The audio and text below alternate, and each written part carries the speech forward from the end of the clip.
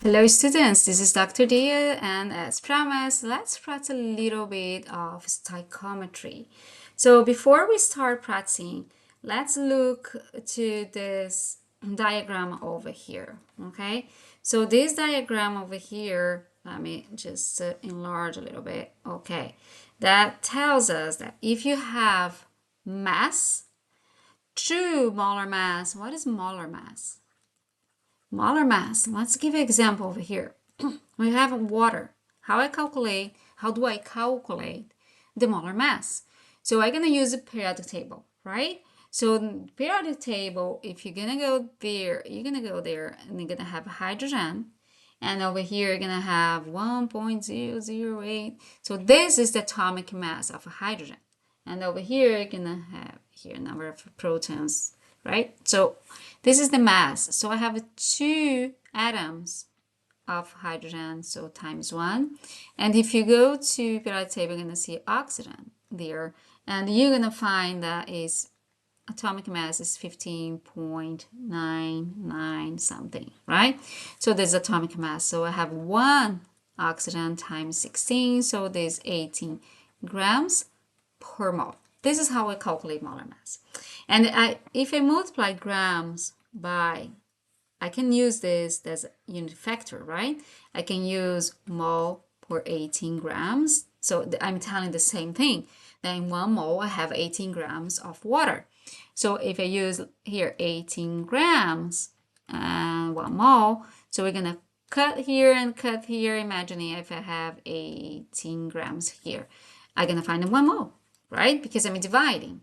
So this is how we're going to use and find out the number of moles. And then if you multiply by the mole ratio, what is mole ratio here? So the mole ratio talk about the equation. So imagine if you have A plus B, 2B, for example, 3A producing 2A B plus 1C, for example. I will not show you 1C, just C, right? Because you know that it doesn't, if it not appear anything, it's 1. So this coefficient is the ratios. So I know that 3 moles of A can produce 2 moles of AB. So the ratio between A and B would be 3A to 2AB. So that's mole ratio, okay? And then we're going to find the number of moles of the product. And through molar volume, you can find the volume, or through molar mass, you can find the mass. We never start with mass without convert first and moles, okay?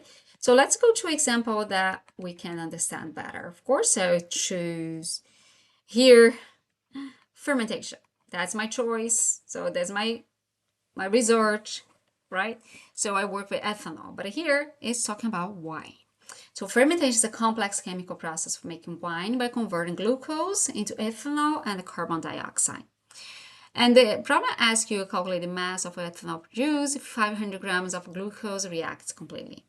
The equation is balanced, okay? So I check this, I have 6 atoms of carbon over here, and the other side I have 6 as well, because 2 times 2 is 4, plus 2 is 6. So I have 6 carbon, and I check all the elements. This is how you're gonna do in your test, okay? So they ask us here to calculate the ethanol, calculate the mass of ethanol, so this mass over here. If we have here 500 grams of glucose is over here. So what you're going to do is start with this. This is the given data, 500 grams of glucose, right? Remember, I want to find out the mass of ethanol.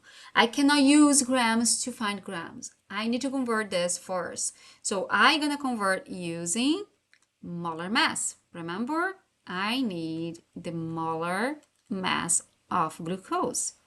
And how are we going to find out molar mass? So we're going to go to periodic table. So 6 times 12 plus 12 times 1 plus 6 times 16. And you're going to find out that we have approximately here 180 grams per mole. So I want grams down here because otherwise I cannot cut off this, because what I want is mole, right? Mole of C6H12O6, because I need these moles to find out how many moles I'm going to produce here. I know that 1 mole will produce 2 moles, but now I need to convert this in moles to know how many moles of ethanol I'm going to produce. So I have 180 grams over here of glucose and per mole, right? So I can cut off this, I can cut off this. But this is going to help me to find out the number of moles of ethanol. But what I need here, I need here the mole, the equation ratio, right? The equation ratio. So I have 1 or 2. So what I need here to find out how many moles of C2H5OH, so it's ethanol. So I know that it is 2, right? When I have 1 mole, because it's 1 over here, of glucose. But the problem is asking me mass. So I'm gonna use again molar mass, but now is the molar mass of who? Ethanol. So, and I'm gonna do the same thing that we did here for glucose, I'm gonna do for ethanol, okay? So here, so the ethanol over here, I know if you calculate, you're gonna find out 46.08 grams of ethanol, and you're asking yourself, why is she putting the grams up there? Because I need to cut off, and this is the unit 1, right? Grams. So I know this is per mole of C2H5OH. So I can cut off this, and I can cut off this. These are cut with this. So what are gonna have? Grams. So how many grams? If you multiply everybody here, up here, 500 grams. Use parentheses in your calculator, please. Times 1 times 2 times 46.08. And you're gonna divide by 180 grams times 1 times 1. Right? So if you do this math, what are you gonna have? Approximately 256 grams of C2H5OH. Okay, so let's go to letter B. So letter B, they ask you, calculate the volume of carbon dioxide produced at STP conditions. So the first thing that we need to remember here, do you remember what I said? In STP conditions, 1 mole of any gas will occupy 22.4 liters, right? That's the volume, 22.4. So I need to remember that. You need to remember that. So I will start, let's grab another color over here. So I will need to start with 100 grams of glucose. So I have 100 grams of glucose, right? And I want to know dioxide. So I know that 1 mole of this will produce 2 moles of CO2. So first, I need the molar mass over here again. And we already calculate that up here in the letter A. So I don't need to calculate again, right? So here, so we can cut off grams of this. Now what I need? Yeah, right, mole ratio, the equation ratio over here, right? So I have how many moles of glucose? Look at this, 1, right? So 1 mole of glucose, and that will produce how many? 2 moles of CO2.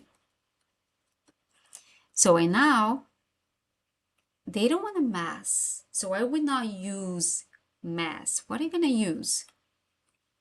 What the problem asking me? The problem is asking me the volume.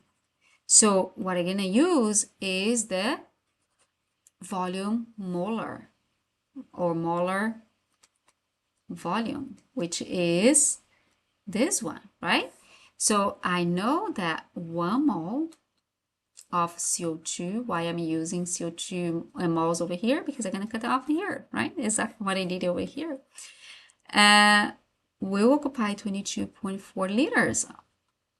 Okay, so now if you do the same, 100 times 1 times 2 times 22.4 and divide by 180 times 1, so remember, don't forget to use parentheses and your calculator. So we're gonna produce 22.49 liters of CO2. Okay, last one is they ask 17.5 moles of ethanol were produced. So, and they ask how many moles of glucose. So now I start from the product. So and you don't need to freak out. So just start right now. So I have 17.5 moles of ethanol, right? I need moles again, because we are taught I don't need a molar mass. Why? Because I already have moles. So I don't need to convert again, but I need the mole ratio. But now I need to know how many moles I had before to produce this quantity over here. So I know that 1 mole of glucose will produce 2 moles of ethanol. Okay, so I can cut off this and this. So 17.5 divided by 2 will be 8.75 moles of glucose. So this is my answer, and that's it. That's all.